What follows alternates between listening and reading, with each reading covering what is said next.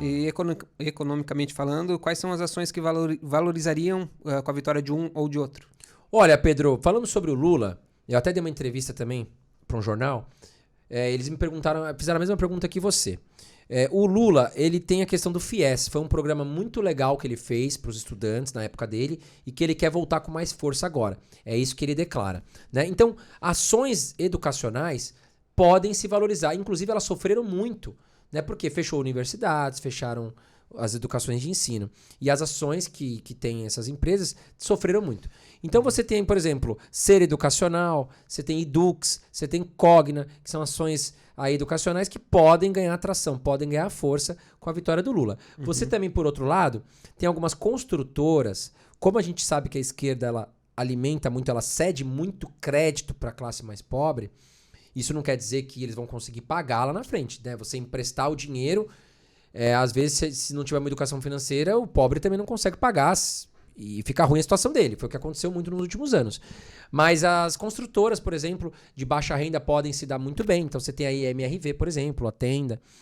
E agora com o Bolsonaro, principalmente as empresas estatais podem ganhar muita força. O Banco do Brasil, que está barato, né? Os indicadores fundamentalistas mostram isso. Você tem a Petrobras, que é uma empresa que está com valuation abaixo, paga muito dividendo.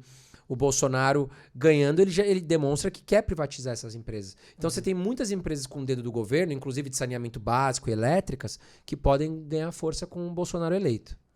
Tu acha que o brasileiro ele precisa de crédito? Ele precisa de crédito de forma racional, né? Porque uma coisa é você emprestar R$1.000 para uma pessoa e ela tem que saber o que ela vai fazer com esse dinheiro. Né, eu vi o Lula falar no debate que na época dele os aeroportos estavam lotados, que parecia uma rodoviária de tão lotada, que as pessoas todas estavam na escola.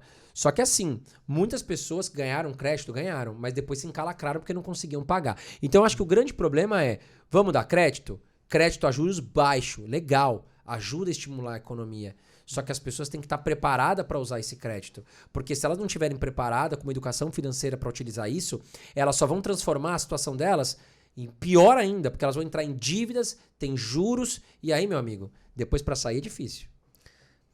Porque é até uma crítica que aconteceu, acho que na eleição passada, que foi falado sobre isso, né?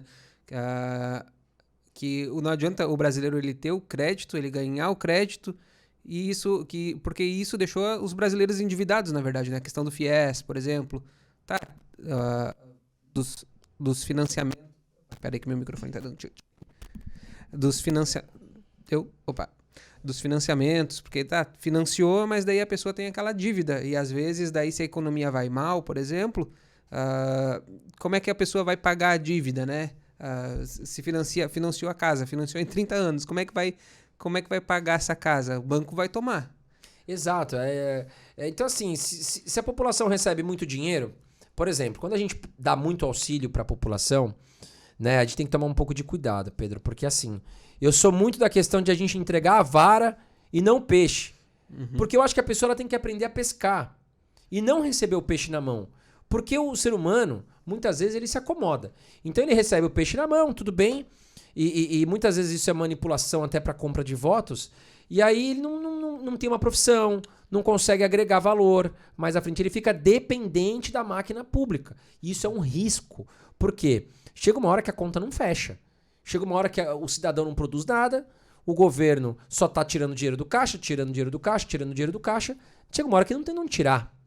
Né? Se o cidadão não produz, ele não paga imposto, ele só recebe auxílio. Chega uma hora que a conta não fecha. E aí você vai quebrar as empresas estatais, você vai quebrar o país. Foi isso que aconteceu em 2015, 2014. Né? A gente sabe que o Brasil estava num caminho horrível, a Petrobras quase quebrou. Né? Então, assim, nós temos que tomar cuidado. O crédito é bom, desde que a pessoa saiba o que está fazendo com aquele crédito. Desde que a pessoa tenha ciência do que está fazendo. Caso contrário, ela vai entrar em dívida, vai se tornar só mais um na fila do pão para depois ter que pagar juros, perder os únicos bens que conquistou na vida. Então é muito problema.